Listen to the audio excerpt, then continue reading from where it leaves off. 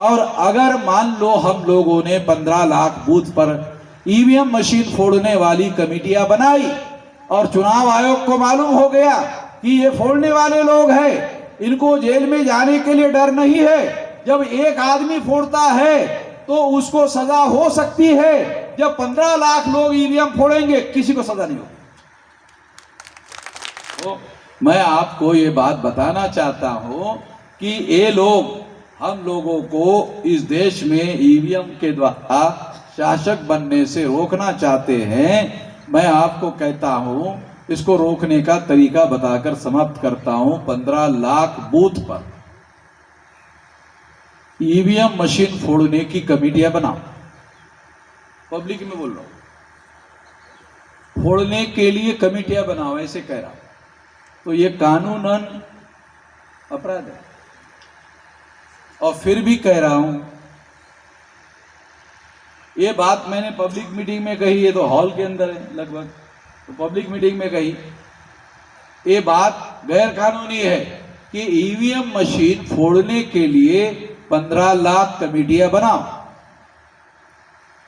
और 15 लाख कमेटियां बन गई, इसको हम 3-4 दिन पहले, फोड़ने के पहले घोषित कर देंगे कि बन गई। ये सारे देश भर में शुरू हो गया कमेटियां बनाना। अगर ऐसा जाहिर हो गया तो चुनाव आयोग ही बैलेट पेपर लागू कर देगा। कैसे? आप लोगों को थोड़ा बताता हूं क्योंकि हमारे लोगों को जानकारी नहीं है। देखो, बैलेट पेपर का चुनाव और ईवीएम मशीन का चुनाव कैसे होता है। ईवीएम मशीन 6 महीने पहले खरीदना पड़ती है। बैलेट पेपर कब छपते मालूम है?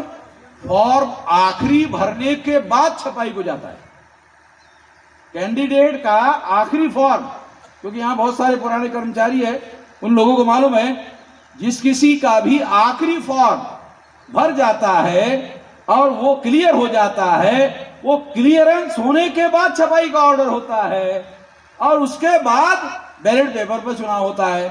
तो बैलेट पेपर पर चुनाव के लिए 6-6 महीने से तैयारी करने की जरूरत नहीं है। ये बहुत आसान काम है। कुछ लोग ऐसा कहते हैं ईवीएम मशीन को अब रोकना संभव नहीं है। ईवीएम मशीन की 6 महीने पहले तैयारी करना पड़ता है। बैलेट पेपर की तैयारी 6 महीने से करने की जरूरत नहीं है।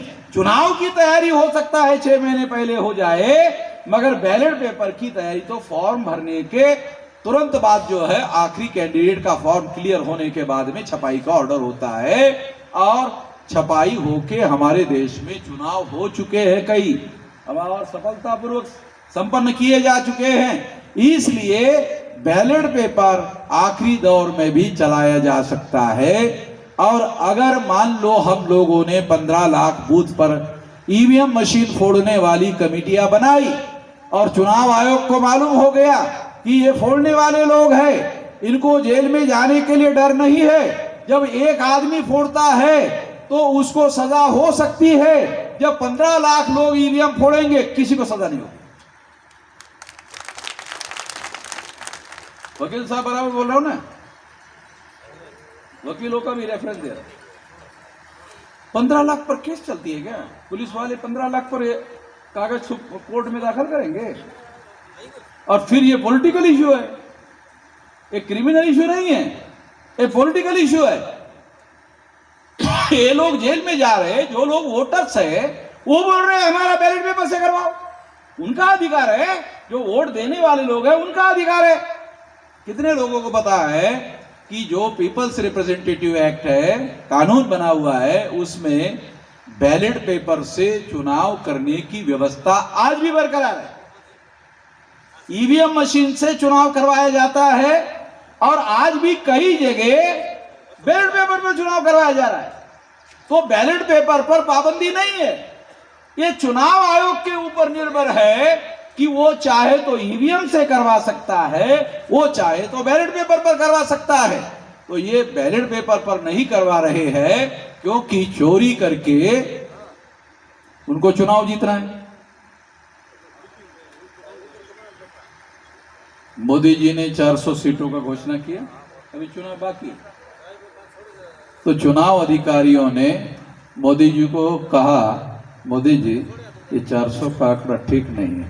तो कहा कितना? 370 का। सुधार कर लिया उन्होंने कि हमने 370 पर सेट कर दिया है। 400, पहले 400 बोलते थे, अभी आजकल आप मोदी जी को सुन रहे होंगे, अभी 370 बोल रहे हैं। बात समझ लोगे? हो गया। चुनाव आयोग के अधिकारियों ने उनको कहा कि 400 मत बोलो, 370 बोलो। अभी मोदी जी 370 बोल रहे। अब चुनाव होना बाकी है और पहले ही 370 उनकी सीटें आ गई है। तो ये सारा खेल जो है वो चल रहा है। मैं आपको बताना चाहता हूं, इस चुनाव में अगर इस तरह का खेल खेला गया तो चुनाव बाद राष्ट्रव्यापी हिंसा होगी।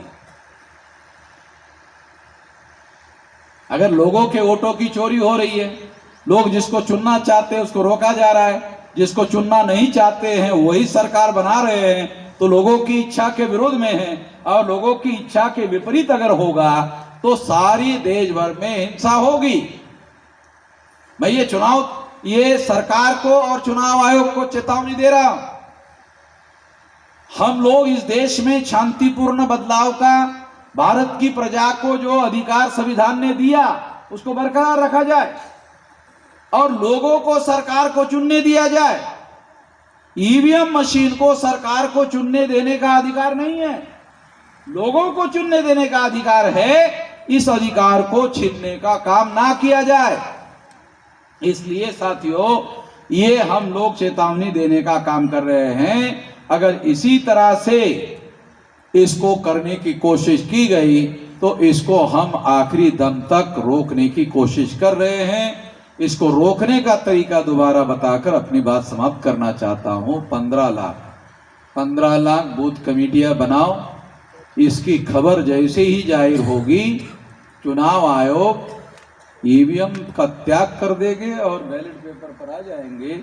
और अगर मान लो वो ऐसा नहीं करते हैं तो ईवीएम फोड़ने का आदेश 3 दिन पहले आपको मैं दूंगा।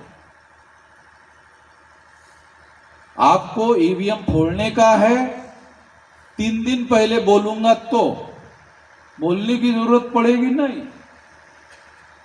मगर इन लोगों ने ऐसा ही अगर किया तो फोड़ने से किसी को जेल होने वाली नहीं है। ये पॉलिटिकल इशू है, ज्यादा समय नहीं लगेगा, चुनाव होगा, बैलेट पेपर पर ही होगा और सरकार बदल जाएगी। ये दावे के साथ बोलता हूं, सरकार बदल जाएगी। इस मुद्दे पर मैं अभी आपको बताना चाहता हूं, मैंने ऑल अपोजिशन पार्टी के जो लोग हैं ना, इंडिया गठबंधन, वो लोग भी अभी धीरे धीरे इसी लाइन पर आ रहे हैं कि इनको रोकना तो पड़ेगा, कुछ ना कुछ करके रोकना तो पड़ेगा। तो इसलिए साथियों, इंडिया गठबंधन बनाने वाले एक बड़े लीडर है पवार साहब, तो मेरे इस आंदोलन में शामिल है। कल के भाषण में भी उन्होंने कहा ईवीएम मशीन के बारे में जनता के मन में आशंका है। कल का भाषण, इस समस्या का समाधान करना होगा, ये उन्होंने कल कहा। तो इसलिए आने वाले समय में आप लोगों को केवल अपने जिले में जितने बूथ है, 1,500-2 हजार होंगे, ज्यादा नहीं होंगे आपके जिले में, लोकसभा में, इतने आपको करना है। अगर आप ऐसा करते हो तो हमारा विशाल 15 लाख बूथ का संगठन होगा। अगर ईवीएम मशीन हट जाती है तो इस देश में 15 लाख बूथ के आधार पर विशाल संगठन होगा और विशाल संगठन के आधार पर हमारा समाज, इस देश का मूल निवासी बहुजन समाज शासक वर्ग होगा। शासक वर्ग होने का ये रास्ता है, तरीका है, ये बता रहा हूं। आपने मेरी बात ध्यान से सुनी, इसके लिए आभार, धन्यवाद।